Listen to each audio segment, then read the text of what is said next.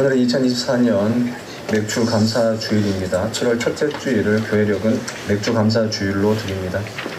그래서 우리 교회는 전통적으로 상반기 동안의 감사를 이 맥주 감사 주일에 고백하여 드립니다. 여러 가지의 감사의 제목들도 있지만 오늘은 특별히 그러한 사건이나 혹은 일들이 아니라 인생 자체에게 베풀어 주신 하나님의 은혜 그리고 그 감사를 나누었으면 합니다. 지난주에는 아브라함을 붙들어 주었던 한마디의 말씀에 대해서 나누었습니다. 75세 하나님의 부름을 받았던 아브라함은 175세에 또 다른 하나님의 부름을 받음으로 믿음의 여정을 마무리했습니다. 75세 자식이 없던 아브라함에게 하나님께서 두 가지의 약속을 가지고 찾아오셨습니다. 땅에 대한 약속과 후손에 대한 약속이었습니다.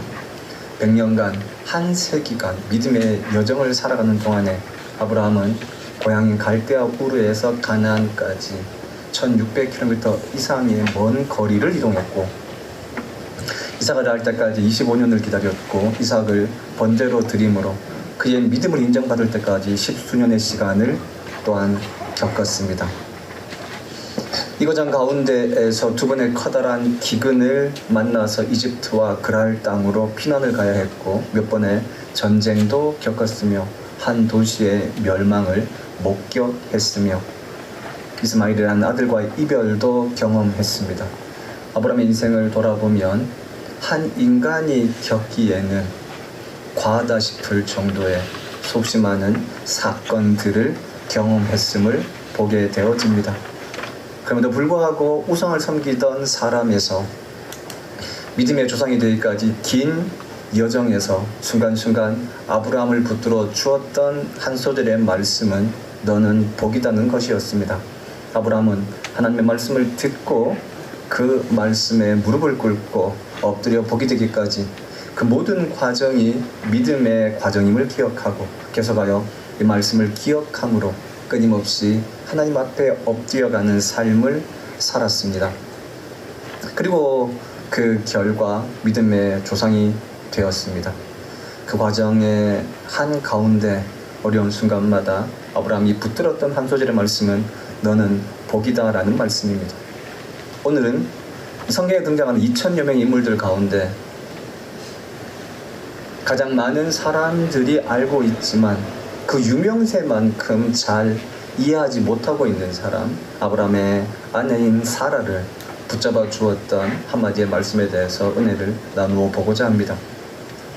한 사람이 얼마나 비중 있는 인물이었는지를 알아보는 방법 가운데 하나는요, 그 사람이 얼마나 자주 언급되어지는지를 알아보는 것입니다.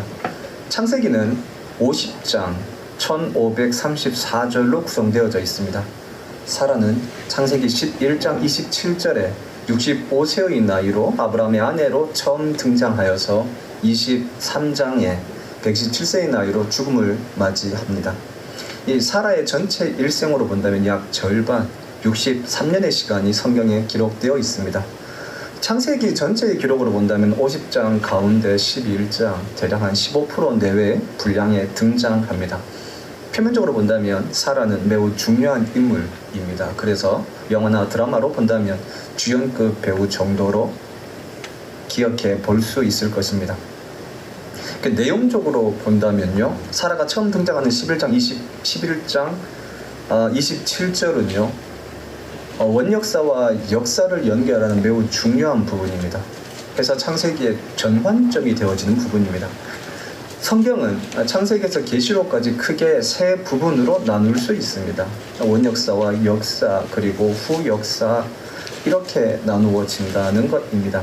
창세기 1장에서 11장을 학자들은 흔히 원역사라고 합니다.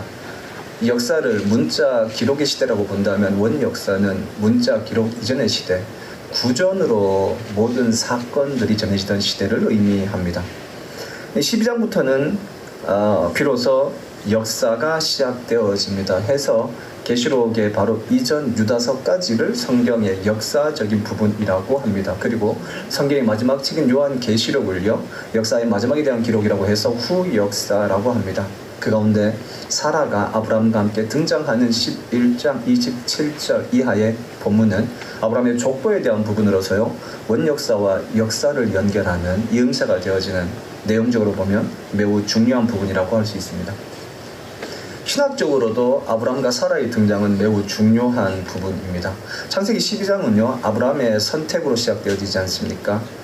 원역사의 주요한 신학적 주제 1장부터 11장까지의 주요한 신학적 주제는요, 인간의 범죄와 그런 인간을 구원하시기 위한 하나님의 구원 계획입니다. 아담 하와의 범죄 이후에 한 사람의 범죄는요, 한 가족의 범죄가 되어집니다. 가인이 그의 동생 아벨을 죽이지 않습니까? 그리고 한 가족의 범죄는 한 공동체의 범죄를 넘어서서 보편적 범죄가 되어집니다. 노아의 홍수의 심판이라든가 바벨탑 사건들이 이러한 모습들을 보여줍니다. 이러한 인간의 죄의 보편성과 확장에도 불구하고 동일하게 하나님은 그러한 인간들을 구원하시기 위한 계획과 행동들을 계속해서 해나가십니다. 우리가 잘 알고 있는 창세기 3장 15절의 원시복음, 여자의 후손을 통한 사탄의 멸망에 대한 예언부터 시작해서 그의 동생 아벨을 죽이려고 하는 가인을 향해서 하나님은 죄가 너를 원하지만 너는 죄를 다스리라는 말씀으로 경고하셨습니다. 노아를 향해서는 방주를 만들어 인류를 구원하라고 말씀하셨고, 인간의 모든 기술과 그리고 노력을 기울여 만들어가고 있는 바벨탑을 향해서는 그들의 언어를 따라 흩으심으로 말미암아 다시 한번 생육하고 번성할 수 있는 기회를 주셨습니다. 여러분, 이렇게 본다면 원역사의 주요한 주제는요, 인간의 범죄와 그럼에도 불구하고 한결같이 인간을 사랑하시며 구원하시고자 하는 하나님의 신실하심이라고 할 수 있습니다. 그리고 그 하나님의 인간의 구원을 향한 구체적인 행동의 결정판인 동시에 신실하심의 결정판이 아브라함의 선택입니다. 우리가 이미 알고 있는 것처럼 아브라함은 갈대 우르에서 우상을 만들어서 팔고 있던 그러한 사람이었습니다. 하나님은 그 아브라함을 선택하셔서 그의 후손을 통해서 모든 인류가 구원받을 수 있는 길을 열어주셨습니다. 그렇다면 신학적으로도 아브라함의 선택은 원역사와 역사에 있어서 가장 중요한 사건이라고 할 수 있을 것입니다. 사라는 그런 아브라함의 아내로서 동일하게 매우 중요한 인물입니다. 이처럼 사라가 내용적으로도 그리고 신학적으로도 매우 중요한 인물임에도 불구하고 영화나 드라마로 이해해 본다면 주연급 인물이거나 혹은 여성 주연 배우임에도 불구하고 성경에서는 그렇게 중요하게 언급되어지지 않는 것처럼 보입니다. 분량으로 보아도 사라는 매우 작게 다루어집니다. 창세기 11장에서 23장까지의 긴 본문 가운데서 사라와 직간접적으로 연관되어지는 부분은요, 5부분 정도입니다. 또 그 크기로 본다고 해도요, 277절 가운데 대략 40절 정도입니다. 14% 내외라는 것이죠. 그러니까 사라가 가지고 있는 신학적이면서도 내용적인 분량의 중요성에 비해서 그녀는 매우 작게 다루어지고 있다라고 하는 것입니다. 동시에 사라가 언급되어지는 부분을 내용적으로 본다면요, 또 그렇게 중요한 부분은 언급되어지지 않고 있습니다. 예를 든다면 아브라함에게 있어서 가장 중요한 사건이라고 할 수 있는 선택과 이삭의 번제를 봅시다. 아브라함의 선택은 아브라함으로 하여금 가족의 이민을 결정하고 긴 여행을 결정해야 되는 중차대한 사건입니다. 그러나 그 본문 어디에도 사라의 이름이 등장하지 않습니다. 뿐 아니고 그 아들 이삭을 번제로 드리는 본문에서는 사라가 가장 중요한 인물임에도 불구하고 단 한순간도 단 한 번도 그녀의 이름이 언급되어지고 있지 않다라는 것입니다. 때문에 그녀는 아브라함이 주연인 드라마에서 조연이나 혹은 조연도 못 되는 단역 배우처럼 취급되어지고 있습니다.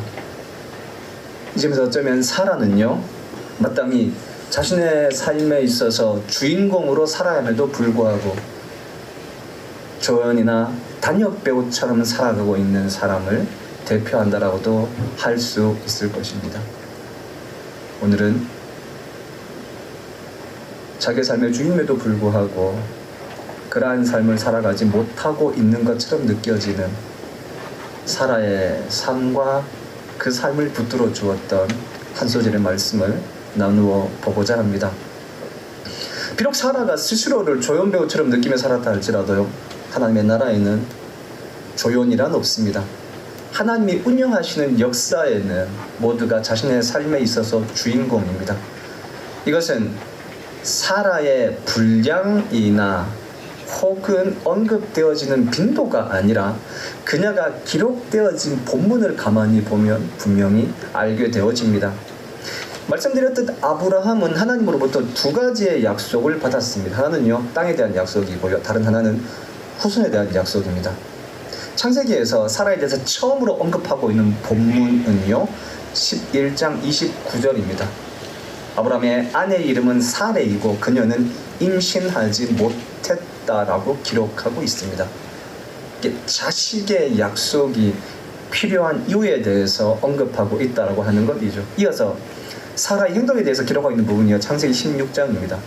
가나안 땅에 정착하고 나서 10년의 시간이 흘렀지만 여전히 자식이 없었습니다. 사라는 아브라함에게 자신의 종인 이집트 여인 하갈을 통해서 아이를 낳자고 먼저 제안합니다. 사라가 생각하기에 10년이면 기다림에 있어서 충분한 시간이고 이제 자신의 나이도 점점 많아지기 때문에 더 이상 아이를 낳을 수 있는 가능성이 없어지고 있기 때문에 이렇게 해서라도 아이를 낳자는 것입니다. 또한 이것은요, 당시 사회에서 일반적인 풍습이기도 했습니다. 사라는 그렇게 해서라도 후손을 낳고 또 가문을 이어가고 싶었습니다. 우리가 알고 있는 것처럼 이렇게 해서 낳은 아들이 바로 이스마엘입니다. 다음으로 언급된 부분이 18장 아닙니까? 어느 날 하나님의 천사들이 아브라함을 찾아왔습니다. 아브라함은 이들을 대접하고자 사라에게 고운 가루로 떡을 만들어 달라라고 이야기합니다. 아브라함에게 한대를 받았던 천사들은 1년 후에 사라에게 아들이 있을 것을 말합니다. 이때 사라의 나이가 89세였습니다. 생물학적으로 더 이상 아이를 낳을 수 없었던 때였습니다. 때문에 사라는 천사의 말을 듣고 웃었습니다. 히브리적인 언어로 본다면요, 비웃게 되어 있습니다.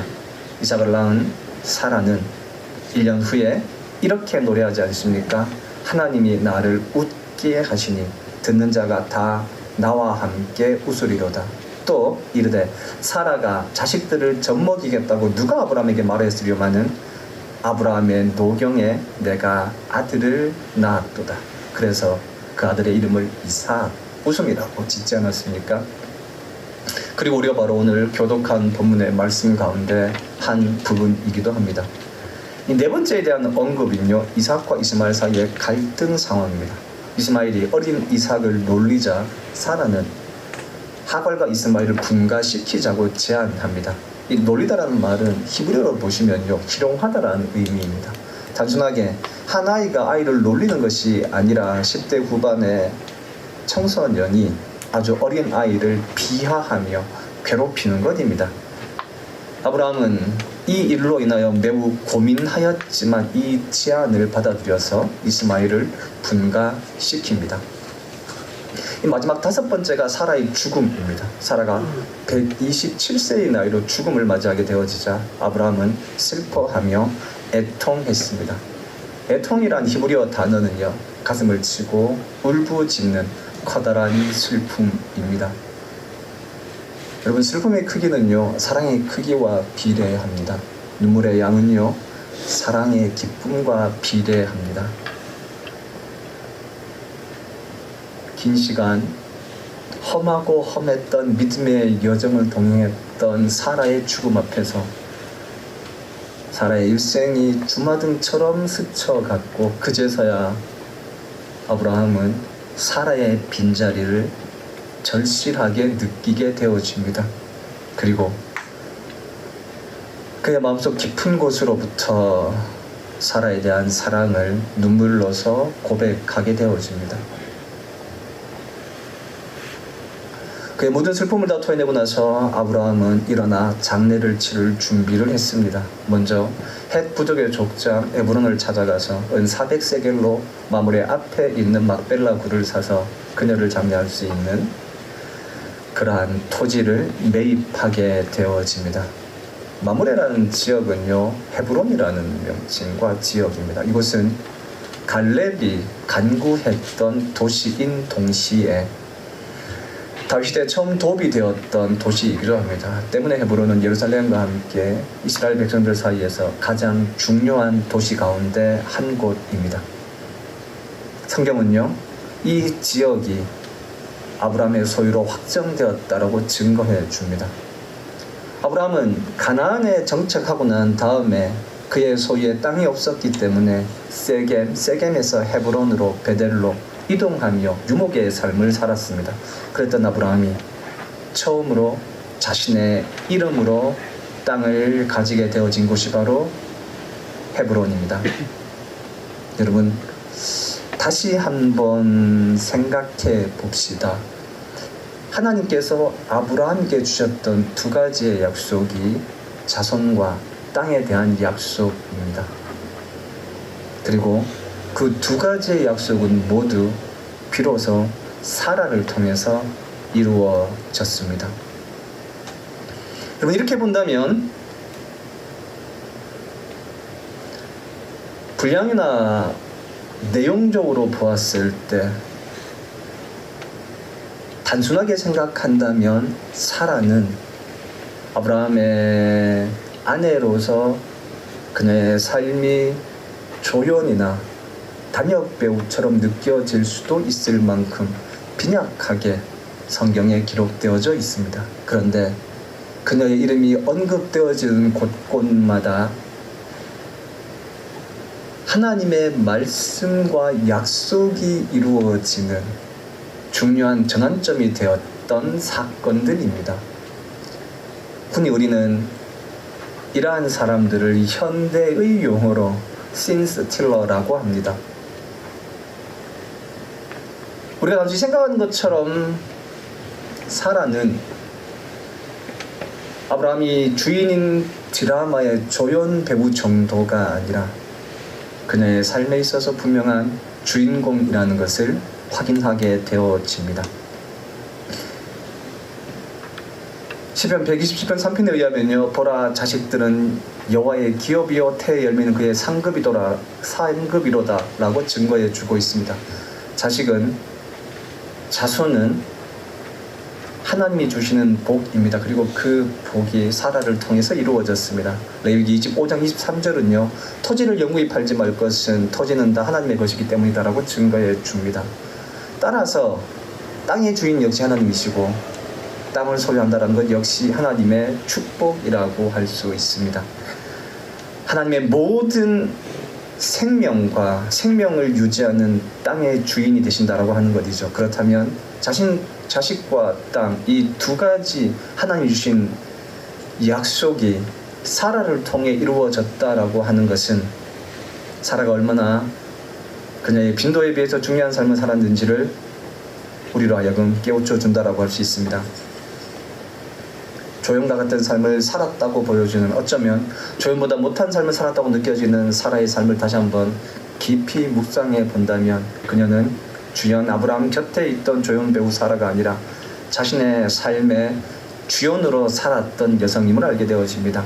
비록 하나님의 약속을 받는 순간에도, 아브라함의 인생의 결정적 순간에도 등장하지 않는 것처럼 보이지만 하나님은 결국 사라를 통해서 당신이 하셨던 모든 약속을 이루어 가셨습니다. 이를 통해서 사라 역시 자신의 삶의 주인공임을 알게 하셨습니다. 우리가 함께 읽었던 이 히브리서는 사라가 자신의 삶을 살아갈 수 있었던 이유를, 그녀의 믿음, 더 자세히는 약속하신 하나님이 미쁘신 분이라는 것을 믿었기 때문이라고 증거합니다. 미쁘다를 의미한 헬라어가요, 피스토스라는 단어입니다. 믿음과 원이 같고요, 신실함 혹은 한결같은 이라는 뜻이 있습니다. 사라는 하나님이 말씀하시고 그 말씀을 반드시 이루어 가시는 분, 신실하신 분이라는 것을 믿었다라는 것입니다. 당시 사회는 여성을 남성의 소유물로 여기는 사회였습니다. 그러나 하나님은 사람을 남자와 여자로 만드시고 그들 모두에게 생육하며 번성할 수 있는 복을 주신 분입니다. 그렇다면 하나님은 남성이건 여성이건 간에 성별에 관계없이 모든 사람이 하나님이 주신 복을 누리며 각자의 삶을 주인공으로 살게 하시는 분이라고 할 수 있습니다. 사라는 하나님이 그런 분이심을 믿었습니다. 사라의 처음 이름이 사레입니다. 그리고 히브리어로 그 뜻은요, 여주인 이런 뜻입니다. 바꿔 말하면요, 사라는 자신이 주인공이다라는 자의식을 살아가고 있었다라고 하는 것입니다. 그럼에도 불구하고 그가 처했던 모든 상황들이 그녀로 하여금 조연처럼 혹은 단역 배우처럼 느껴지게 했었습니다. 그러나 여러분, 그때마다 사라가 기억한 한 가지의 사실이 있습니다. 하나님은 미쁘신 분이라는 것입니다. 그리고 그 하나님 앞에서 그 하나님의 나라에 결코 그 누구도 조연은 없다는 것입니다. 하나님의 나라에서는 모든 사람이 각자 자신의 삶의 주인공입니다. 사라는 끊임없이 이 사실을 기억하고 있었습니다. 남성 중심의 사회에서 여성이 천대받고 하나님의 형상으로 대접받지 못하고 있는 환경임에도 불구하고 그 환경을 넘어서서 그녀의 삶을 붙들어 주었던 한 소절의 말씀은요, 하나님의 나라에 조연은 없다는 것입니다. 여러분, 때로는 우리의 삶 역시 너무 자주 조연처럼 느껴질 때가 있지 않습니까? 혹은 오늘날의 표현으로 존재감 없이 느껴질 때가 있지 않습니까? 사라가 그렇게 느꼈을 법했습니다. 그러나 여러분, 사라는 그 순간순간마다 한 소절 하나님의 말씀을 기억했습니다. 그것은 하나님의 나라에는 조연이 없다는 것입니다. 여러분,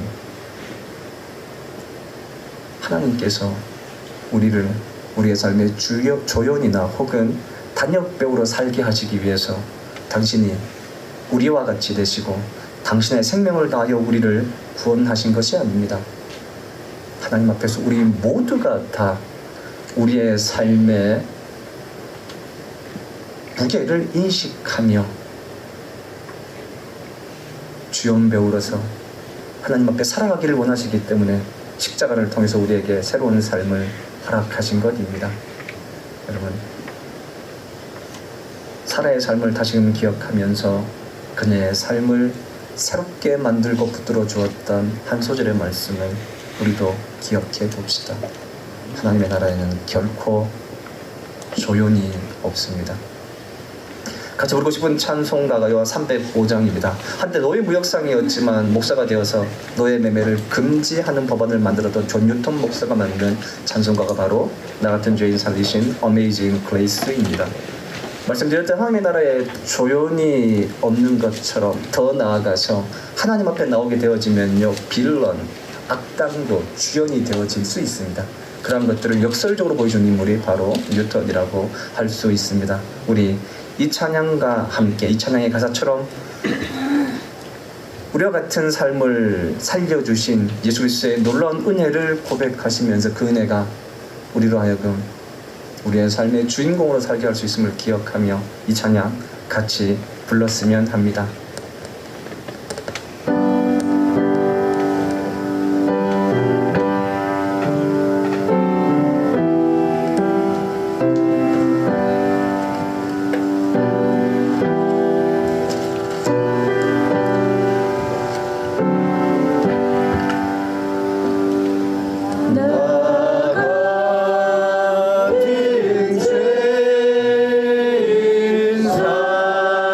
살리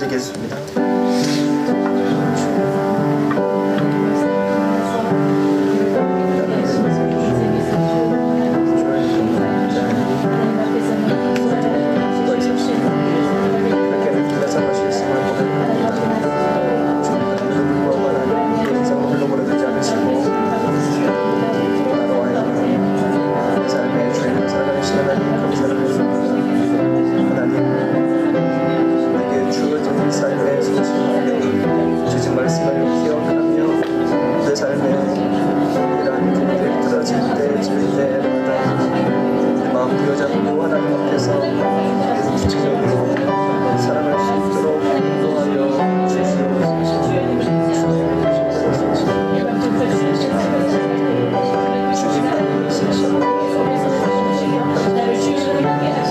아버지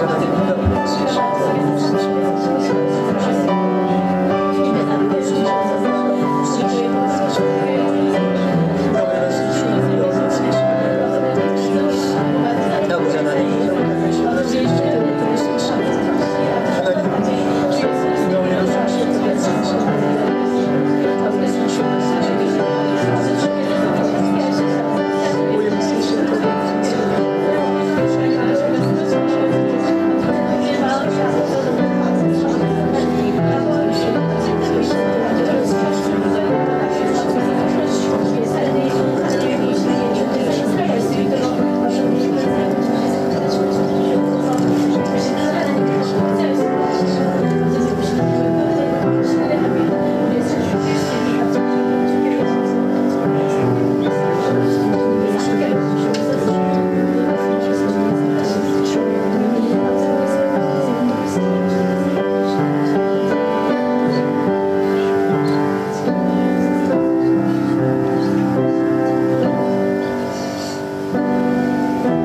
이제껏 내가 산 것도 주님의 은혜라.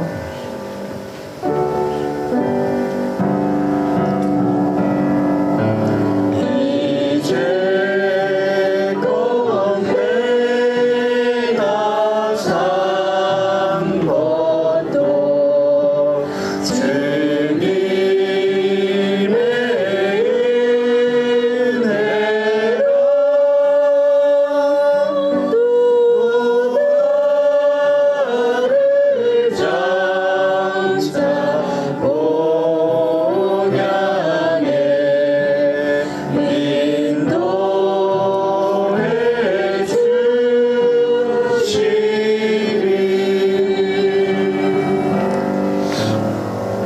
때로는 우리의 인생이 삶의 뒤안길 같고 내 인생이 역사의 조연같이 느껴질 때가 있다 할지라도 사례의 삶을 기억하게 하여 주시고 하나님이 만드신 인생에는 조연이 없음을 기억하게 하여 주시옵소서. 지금은 우리를 사랑하시는 예수님의 은혜와 우리에게 주연의 삶을 허락하신 하나님의 사랑과 내 삶의 주인공이 되게 하시는 성령님의 능력이 지금부터 영원까지 함께하여 주시기를 간절히 축원합니다. 아멘.